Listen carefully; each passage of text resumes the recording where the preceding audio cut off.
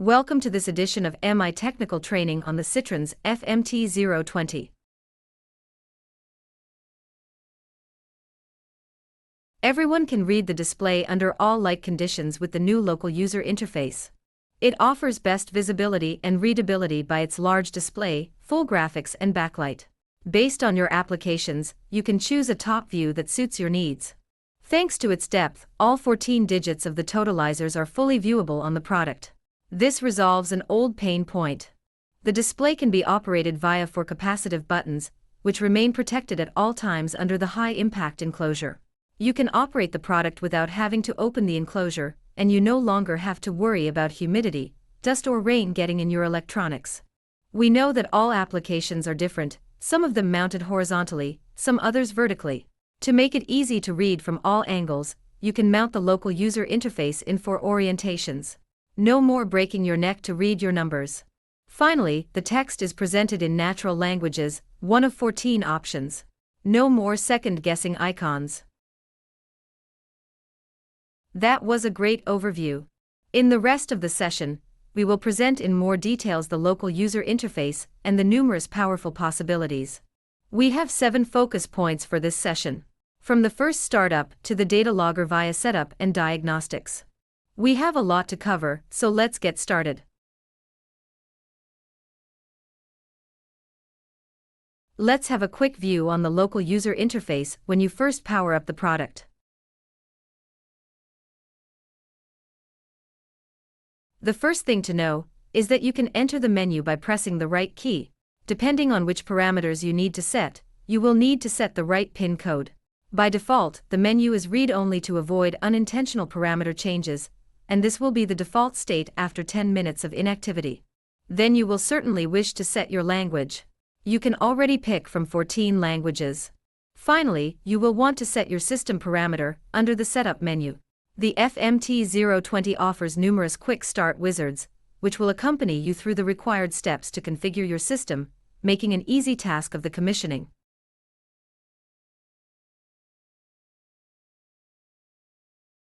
Let's start with the wizards of the sensor settings. The FMT020 has numerous parameters for all of its features. The team designed many wizards to make commissioning simple and easy. This sensor settings wizard is composed of 13 steps, covering all aspects of the sensor parameters. It starts with defining the flow direction, for which the product will report positive flow values. Please note the sticker on the terminal box which indicates a normal positive flow.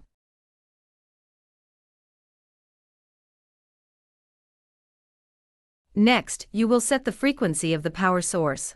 You have the choice of 50 Hz or 60 Hz, and it is important for the performance of the magnetic circuit to pick the correct one.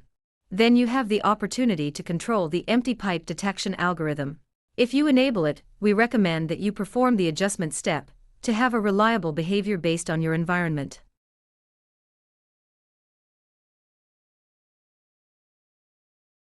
The empty pipe detection algorithm is the object of a short webinar, where you can find all the details. At this moment, we stay with a high-level description. When magnetic and conductive media is present in the pipe, between the electrodes, the impedance value measured is relatively low. The opposite is true. When the level is low, below the level of the electrodes, the impedance increases.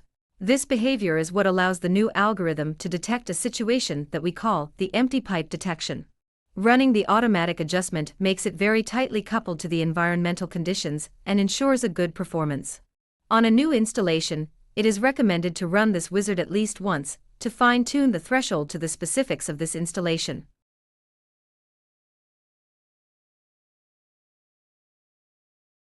The FMT020 offers a new feature in the measurement of the electrical conductivity. It is enabled by default.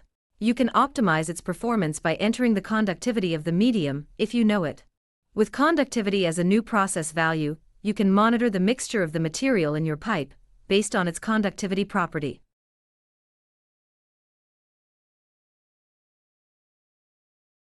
The last step of the sensor settings wizard is to control the insulation measurement. If you choose to enable it, we recommend that you perform the in-situ adjustment for better performance. This value is measured at a regular interval of your choice.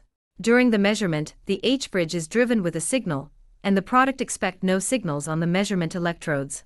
If a flow would be detected, it means that there is an insulation fault in the electrical circuit. An averaging over 512 measurement is required, which takes approximately 45 seconds to complete. Let's move on to the next wizard for inputs and outputs.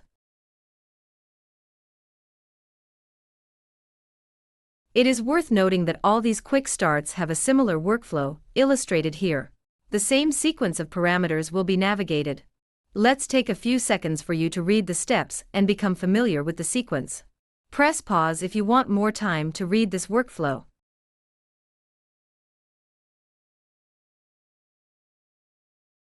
For the classic current loop output, you start by choosing if active operation mode is supported. This depends on your wiring.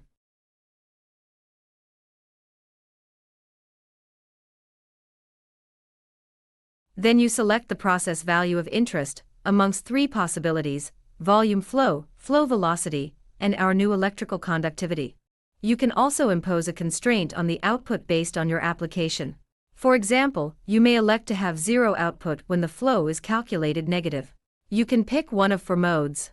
You can also apply a damping filter at the output by setting the time constant of the damping filter. This is a simple first-order low pass, which means that the time constant represents the time it takes for the output to reach 63% of a step change.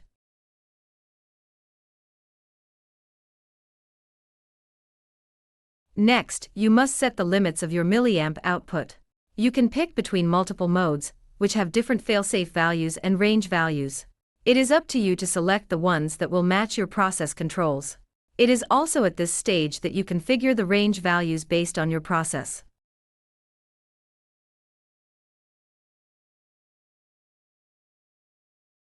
The last step of configuration of the milliamp output is the failsafe behavior and its value. Now your milliamp output is configured and ready to go.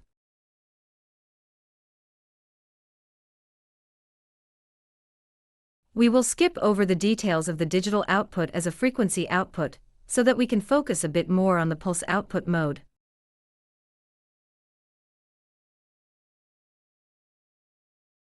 When the digital output is set to the pulse output mode, the digital output supplies a number of pulses equivalent to an accumulated volume. The wizard starts by setting the desired direction of flow.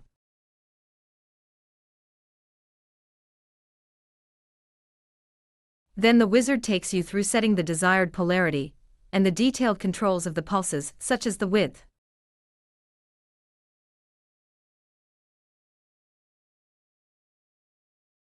Next you select the meaning of the pulses, in terms of units and the volume. The last step is to select the desired behavior of the pulse output in situation when the flow measurement is not available. You have four options, from using the last good value to stop counting, or use a failsafe value.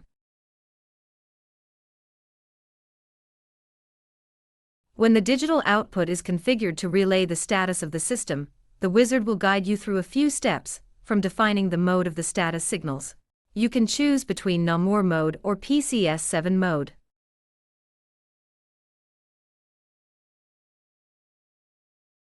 Then you can define the alarms and diagnostics.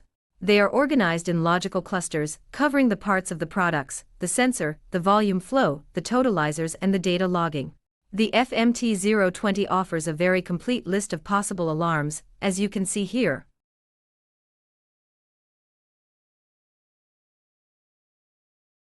The last configuration step when using the status mode of the digital output is to define the polarity of the output and its duration in case of trigger. This covers the inputs and outputs portion of the wizards.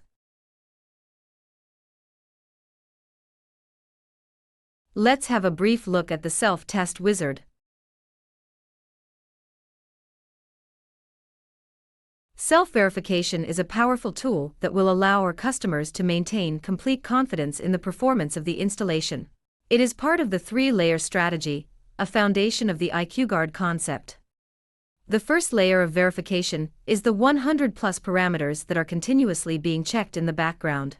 The second layer is this self-test, which you may choose to trigger at your convenience. The Citroen's FMT020 offers a very large selection of internal verification and self-tests. It is not meant to replace the external verification that is offered by the Citroen's Verificator but rather complement it. The external verification is the third layer. In the Self-Test Quick Start wizard, you select which tests you want to perform, and in 2 clicks you get the report directly on the local user interface. For more information about the system, and for a more user-friendly presentation, we encourage you to perform the self-test via the web server or PDM. Using those interfaces, you will receive a verification report in the form of a PDF document. In addition to the Self-Test Quick Start wizard, you can select further tests in the Maintenance and Diagnostics menu.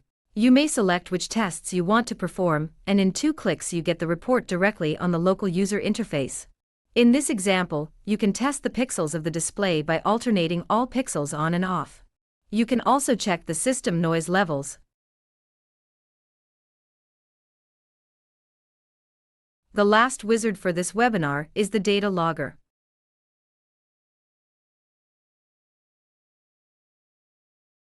In order to save your log file, the FMT020 needs the microSD card to be installed.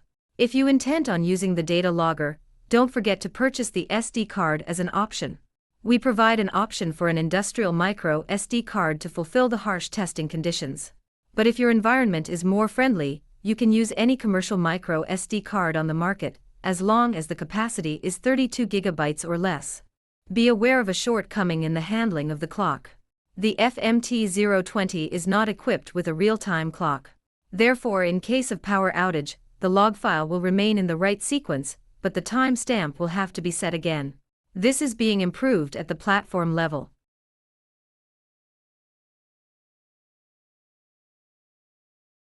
Let's review the main settings of the Data Logger engine. As you can see, you can select when you wish to be informed that the SD card is getting full, in order to receive a signal that you have to retrieve the data. In creating the log file, you can separate the desired values by either a comma or a point. Each log values can be selected individually.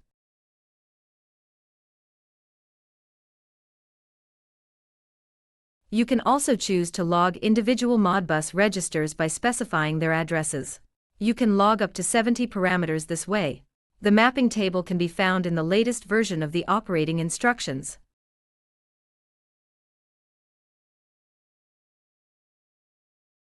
As you can see, even though this product offers a very large number of individual parameters to control all its features, the wizards make it a simple operation, and you can trust your system to perform as expected. Next, let's look at what the product can do when things don't go as planned. You have the possibility to navigate the local user interface and retrieve many characteristics of the system. This is really at the expert level. We will not read every possibility at this moment, but as you can see on this table, you can learn about all the intimate details of your sensor circuitry.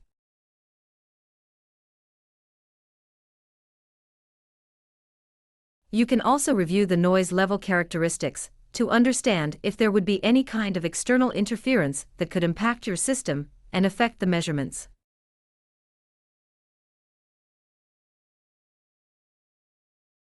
When observing the characteristics of the noise, you can really troubleshoot the installation.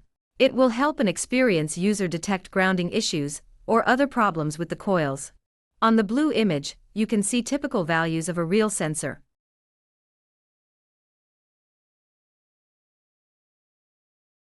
Thanks for joining us. We hope you found the information useful.